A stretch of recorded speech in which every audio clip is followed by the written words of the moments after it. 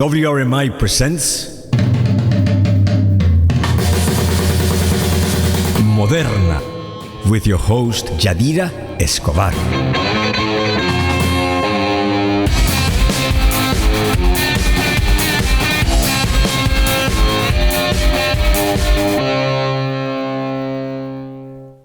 And I have the great pleasure of introducing to you guys Victor Nieto, a member of the Movement for People's Party. Victor and I will be discussing mainly workers' issues, because we're going to expand the discussion beyond unions and just talk about labor in itself. And we were just discussing the other day a book that Victor gave me. It's called Runaway Inequality, an activist's guide to economic justice, which really just gets to the point on a lot of these issues. And Victor, first of all, thank you for coming down here. Thanks for inviting me. We were a little bit late, so you actually arrived first than us, which thank you again for excusing our tardiness. I want to just, first of all, get into the federal jobs guarantee, because as we were discussing off camera, many people do not know what it is, that it exists. So if you could briefly just give us a brief introduction right now, right off the bat. What is that? Okay, the Federal Jobs Guaranteed Program is a program being proposed by Bernie Sanders in his run for the candidacy, the Democratic Party candidacy, in the primary race that's going on right now. So the Federal Job Guarantee Program essentially tries to answer the question, why can't everyone that wants a job have a job? Is in the past has been referred to like a jobs for all program, to ensure that everyone is guaranteed a job that wants one, a stable job, a job that pays a decent wage, and what that means is that at least it will be $15 an hour, which is also something else that Bernie Sanders is proposing, that he says he would enact, he would push once he's elected president. And at least $15 an hour. But of course, if you're a plumber or an architect or an electrician, the job will pay whatever the going rate for that particular trade. And I take it includes, the federal jobs guarantee would include as a program healthcare, paid family leave, other benefits. Of course, what's happening is that there are a lot of jobs that need to be filled. Of course, I mean, the estimates, I think there are like around, in the United States, there are around 15 to 17 million people that want to work but cannot. Right. And a lot of people right now have, of those 20, I've heard about 20 million. Even up to 20, wow. Even up to 20. They have jobs, but they're part-time jobs or jobs that, are not permanent jobs, temporary jobs. Once you work for a week, yes, you're counted as an employed person. Mm-hmm. Okay, so the lies, the big lie, which is practiced a lot by the present administration and previous administrations as well. They want happy numbers. The big lie is that, we have so many people employed. Yeah, okay, so last week I worked 20 hours, so I'm employed, but the rest of the month I'm not employed. Okay. Yeah, of course, because even if you drop out, even if you're not searching, you're no longer counted as unemployed. Yeah, there are many ways, sneaky ways of not counting. Absolutely. So people need stable jobs with an income, full-time jobs that guarantee also not only the job but a decent wage. Right now, people don't have enough to pay To for live on, yeah, to the pay for a necessities. $500 emergency that could very easily come about, and they just can't afford it because we don't have that, and we have a lot of partially employed people, and we know that, for example, in healthcare. Okay, so a lot of us believe that healthcare is a right. So and we have about 30 million uninsured people. So if we're going to take care of the health needs of all those people, we need a lot more nurses. We need a lot more people working in hospitals, people administering the whole thing. So that's going to create a lot of jobs. And if private industry does not provide them, Yeah. then you can go into the local office, because this is going to be locally administered, and say, I want a job. So the office will help you get a job, place you where the job is needed. Yeah, and there are also other benefits as well on the private sector, because the Center for American Progress, for instance, proposes a cheaper plan, because there are obviously different ways of bringing this about. Just like Medicare for All, there are many different slight alternatives out there. Now, they conclude that if they just take care of the workers that don't have a college degree, they could literally just pay for it around $158 billion, but they would be getting 4.4 million people working already. And that, of course, means that you would be having even more people having a lot of money on their wallets, which means that the consumer will be able to create thus even more more jobs, because the purchasing power obviously by itself creates even more jobs. So it's like you're helping the private industry as well. It's like a very healthy, prosperous cycle. But I worry, wouldn't this be a little too attractive for other low-paying jobs? Because if you have this federal jobs guarantee, I would get the impression that everybody who's earning a terrible salary would want to get into this as well. So we would have to raise the minimum wage all around. Of course, you wouldn't even have to raise the federal minimum wage, because once you start paying at least $15 an hour, anybody that's not making that is going to go and say, look, my job is not paying $15 an hour. I can't make ends meet. Okay? I'm guaranteed, this program guarantees me a $15 an hour job. Yeah. Okay, so private industry automatically is going to have to pay $15 an hour, private businesses, in order to keep up. Otherwise, they won't be able to hold on to the employees. Yeah. Okay, so it's going to lift the economy. It's going to provide, happy days are here again. I mean, a tremendous boom to the economy. Exactly, and the type of boom that would benefit people, because you hear a lot of talk nowadays on the media that the Trump administration has created so many wonderful jobs. It's a surplus, that he's going to win re-election just because of how good Wall Street is doing. But that doesn't necessarily mean that it translates into a higher living standard for people, because the last time I looked, wages haven't gone up in the United States, and that sort of economic insecurity that affects us all. What you were saying, that most people cannot summon up $400 for an emergency without borrowing money from friends and stuff. How do we make sure, and by the way, before we change the subject, because I wanted to just discuss other aspects of the working people's cause. And the good thing about the federal jobs guarantee, I think that it's been highlighted that it will essentially help women and people of color, because they are the ones that are the most affected by the current job market. So that's definitely a plus out there.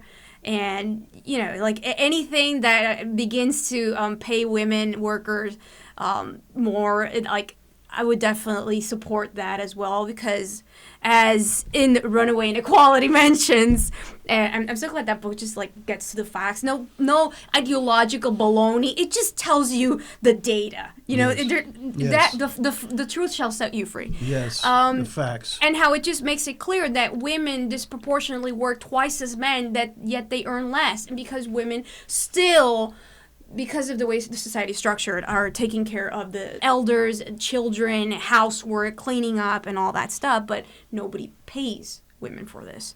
But I want to talk about the fact that so many longtime Democrats during 2016 decided that they were going to vote for Trump because they felt that the Democratic Party was not responding to their worker needs. Even though traditionally it's been seen that the Democratic Party is the working people's party. Obviously, the Trump administration's tariffs have hurt the farm families all around. A lot of them have closed. They're up to their neck in debt because of the new trade agreements. And the tariffs and all the new situation. Apparently nationalism wasn't good for America. Who knew? But, they can't sell milk to China and Mexico and small little things like that. But what is your position, since I know you're a Bernie fan, what is your position in regards to immigration? Because it's been often said that immigrants come here to take the working man's jobs. But as Runaway Inequality mentions, obviously, we have to bear in mind then foreign policy. Actually, no, the book doesn't say that. But I would I'm sorry. Okay, I was just concluding. It follows. Okay. Yeah. Usually foreign policy is not an attractive thing. People just, they zone out. That's why, like, in the last Democratic debate, it started weak because people weren't even tweeting about it because it was foreign policy. Who cares about that? But obviously it does affect us because how we behave on the outside world definitely affects the workers here. So what is your position on immigration? How can we protect America's workers while also having a humane position on immigrants? Well, the fact is that we're going to need, with a Green New Deal, where you're going to have to rebuild the crumbling infrastructure, create new ways of powering the economy, in the sense of, substituting, fossil fuels for renewable sources of energy. That's going to create a lot of jobs. And this program, with the right focus, good jobs, not exactly. Just us building another Eisenhower highway. No. I mean, for example, I'm a retired railroad worker, and one way to help the environment is to create build more railroads, and which would naturally ease the burden off of our streets. Of course. We need public transportation. Of course. Urgently. Mm-hmm. And the other thing that you were referring to in terms of what sometimes fall into women's, jobs. Yeah, because I'm sorry, I kind of caught into a rant and I just discussed a lot of things. No, but everything is related. Yeah. So that, we used to have lots and lots of daycare, government-funded daycare, okay? And this job guarantee program would create daycare jobs. Right. And early education. Which is proven to be so fundamental in the need absolutely. Of a person. Yes. And it intersects with the need for a free public college education because we're going to need more teachers. Mm-hmm. And more paraprofessionals in the early education stages. So but what you just it so makes that me women think. just let me interrupt. Yeah. So that women are going to be able to join the labor force, okay? Mm-hmm. Where right now they can't afford daycare, and they have to stay home to take care of the kids because it's too expensive. In America, we have women who go back to work, like say less than 10 days after they've had their baby. because they have to. This is primitive. Exactly, because we need to rebuild highways, bridges, rail lines, as I said, the plumbing systems. But we're going to need, in terms of immigration, we're going to need people. We're actually going to be short of workers. Workers are a resource. It's called human resources. Yeah. And that we need. So we're going to need people to come and work for at least $15 an hour, okay? It's not going to be this competition where people are undercutting, immigrants working for cheaper, okay? Because the economy, the demand for workers is going to be such that salaries are going to rise, almost, magically, because, there's competition for people. Yeah, no, and the more people that come, the better. There are states right now that are literally investing public money to attract young workers from out of state because they need the workers. But what you were saying about creating teachers. So I'm for immigration. You don't think then that is at confronting the American workers' issues? No. There's no conflict there. There's no conflict there. It's just going to improve the economy. We have been living below our means. This is the richest country. No, agreed. In the world. But can we really? And we're taking the work that could be done here and sold here, taking it to China. Yeah. Okay? Because more profits. Okay? So profits are going to be lower. Okay? But it's going to be a rate of profit lower, but because people are going to have greater purchasing power, business is going to be great. So to translate what you're saying, to make it real clear to the worker out there who's watching the show, can we guarantee that, for instance, giving the undocumented immigrants that we have currently right now, forgetting anybody who wants to come, the millions of undocumented workers that we have here in America that are working, they're paying their taxes, they're living here in society as you and I are, but they don't have a legal status. So if we were to provide a pathway to citizenship to these people, you're saying that most people's jobs then are not in danger, even though we're facing automation and globalization, because we will have more than enough jobs. If we keep the system that we have now and don't create jobs, then that would be a crisis. That would be a problem. Right. That would be a problem. But we can't sustain this. We can't have, so many people unemployed, in effect. It's ruining the economy. Yes. Right now, Wall Street is just gambling, and using money to speculate. Yeah. And it's not real. It's not. They're not creating wealth. They're just moving money around. And it's money on paper, by the way. Not to mention that. Okay. Yes. It's like let everybody sell their stock at once and see how fast those numbers go down. Yeah, because in the last 10 years, American productivity has declined a lot. We're not producing nearly as much as we used to. Exactly. But and we've shifted away from manufacturing to just the whole speculative market, which every now and then collapses and just brings about so many other problems. Which I was reading that supposedly the federal jobs guarantee would also provide some sort of buffer against a crisis like the 2008 crisis that we had, where so many people lost their jobs.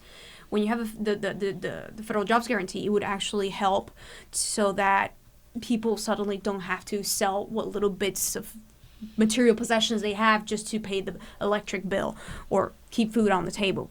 Absolutely. And don't forget, private industry, private business is going to have to increase hiring. Yeah.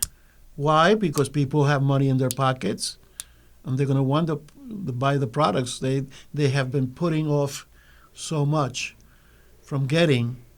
Yeah. Okay. Definitely, when you give money to people, they go out and shop. Working it's not like people. these tax cuts for the rich that don't help society. They don't help the economy in the long run. Absolutely. They store money away, in different places. They don't know where to put it. They have so much money, they don't know where to put it. Right. And they don't want to invest it because in a way, when jobs hiring goes up, Mm-hmm. the capitalist doesn't like it because it creates a shortage of labor.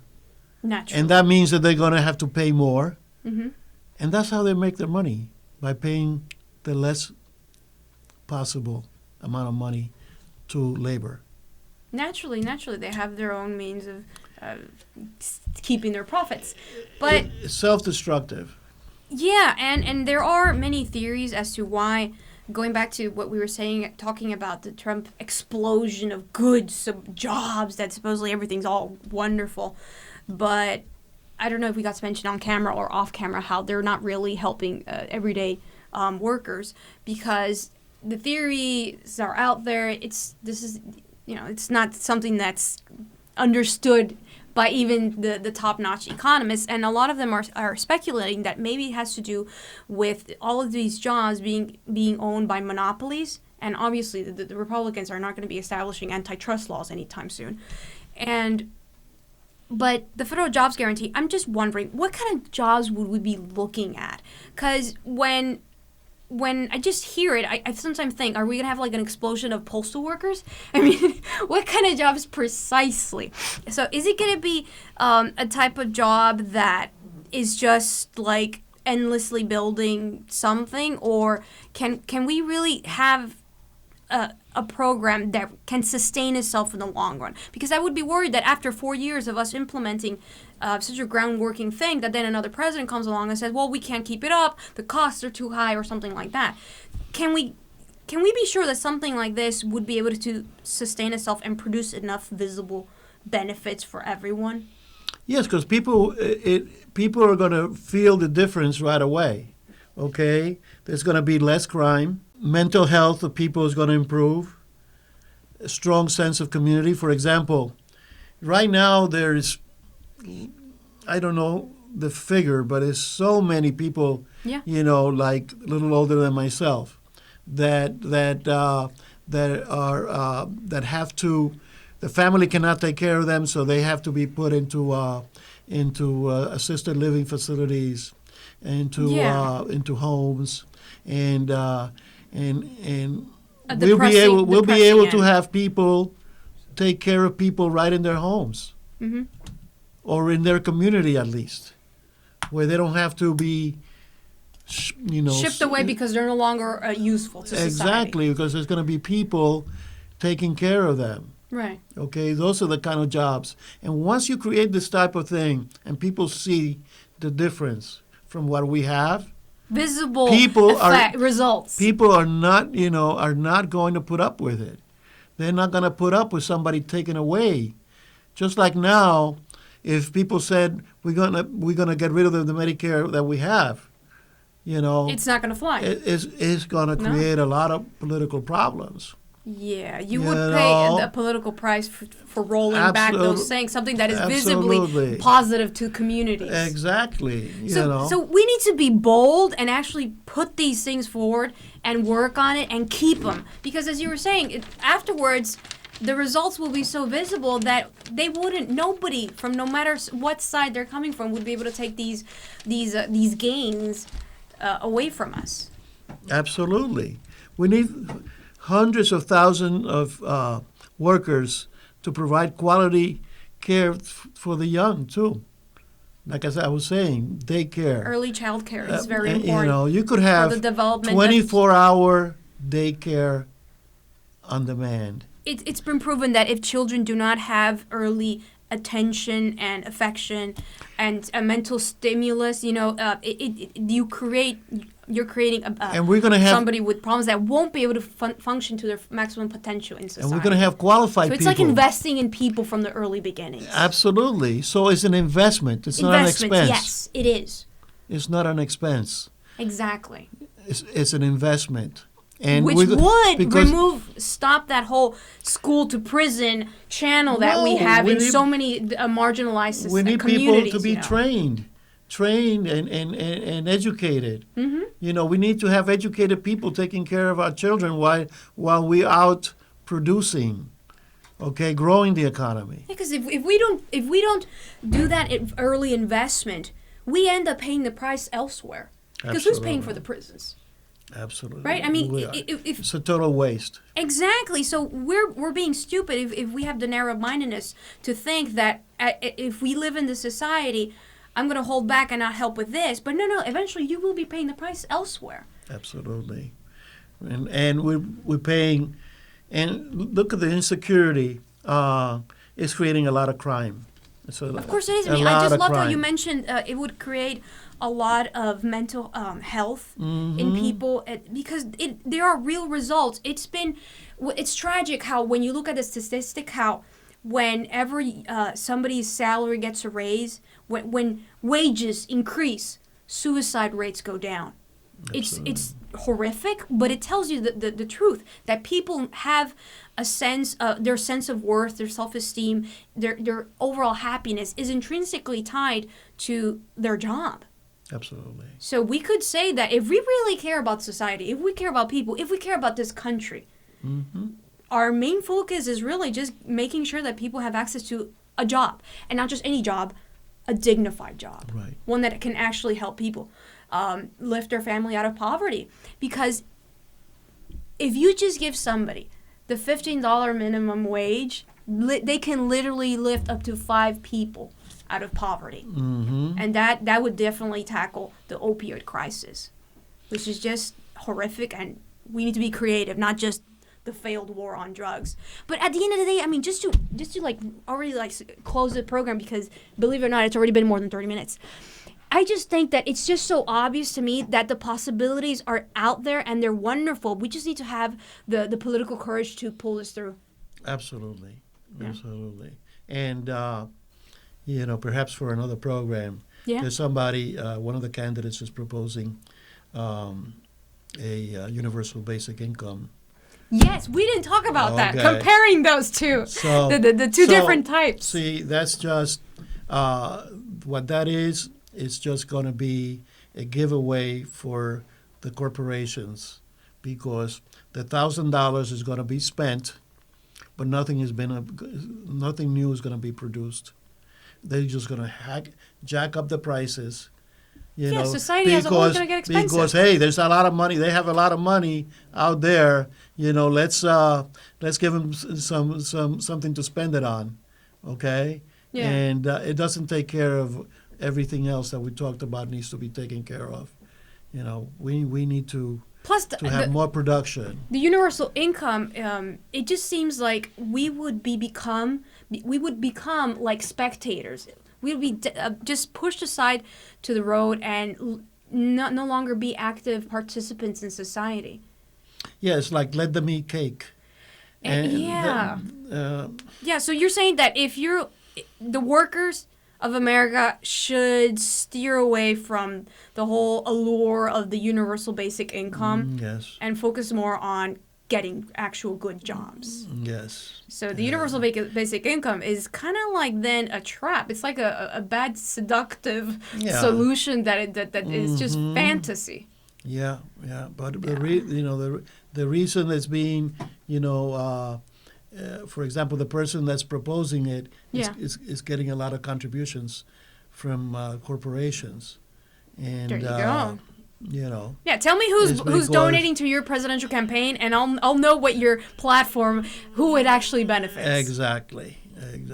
I mean, a lot of people say, "Oh, wow, $1,000 every month, a check for $1,000 every month. That's great. I can just hang out and collect the money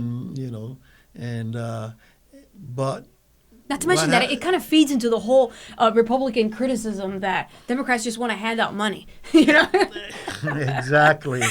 Without actually solving the problem. Mm-hmm. Absolutely. So that's why I don't like it. I don't like it. We need. It's misleading. It's a lot of needs that need to be met. Yeah. And you don't solve the problem by just throwing cash at it. No. And so right now in the military, a lot of money spent in the military, $730 billion, 730,000 millions. I like it in Spanish, and it breaks it down better. Yeah, okay. You don't create billions. People are not sure what it means, but it's $730,000 million. Yeah. Is being spent on the military, and that's just what is budgeted. Yeah. Because defense budgets always are double and triple. Mm-hmm. Okay. Yeah. So I would say that in 10 years' time, you're looking at spending $14 trillion, and don't ask me exactly how to break that down because that's an amount that is unreal. On what? On having bases all over the world that do not benefit this society? No, of course not, because it's the poor working man's son, the one that gets shipped off to war. But Victor, Okay. It's been a great show. Thank you so much. I think that rather than an interview, we were having more like a conversation, which is great because it's kind of like brainstorming and we're just like sharing ideas. But yeah, like I said, we just need to have bold proposals and the courage to sustain them. Because once we get these things out there, everybody will see just how wonderful and effective, reasonable it is. Because they will work. When candidates get out there and propose this, it will open up hope. Yes. That something can be done, That something to change different, things. something different can indeed be done, and it will benefit the working man. It's change you can believe in. Exactly, not some fantasy aspiration with unicorns and stuff. No, we're talking about real life jobs that are within our budget. Absolutely. And you didn't ask me how we're going to pay for it. No, we did not. I was ready for it. Please, we'll just squeeze in. Please briefly tell us that, which is, I just think, the most important thing. Okay, well, the Constitution of the United States, yes, in its wisdom, empowers Congress to spend the necessary money to provide for the good and welfare of society. Yes. Okay, that's how the Congress creates money by spending it. Okay, and so there's no such thing as a deficit. That's another big lie that I wish people like Bernie Sanders, would talk more about. Okay. But they shy away from it because it tends to be complicated. Right. But it's not. How can people that can create a government that creates money run out of money? Yeah. We could leave it at that. Yeah, you just have to, as a good politician, to just admit in public that there will always be money. We're just talking about different priorities. You either make the people of America your priority or the corporations. It's that simple. It's just a question of priorities. So, Victor Nieto, thank you so much. Thank you. It's been a great conversation.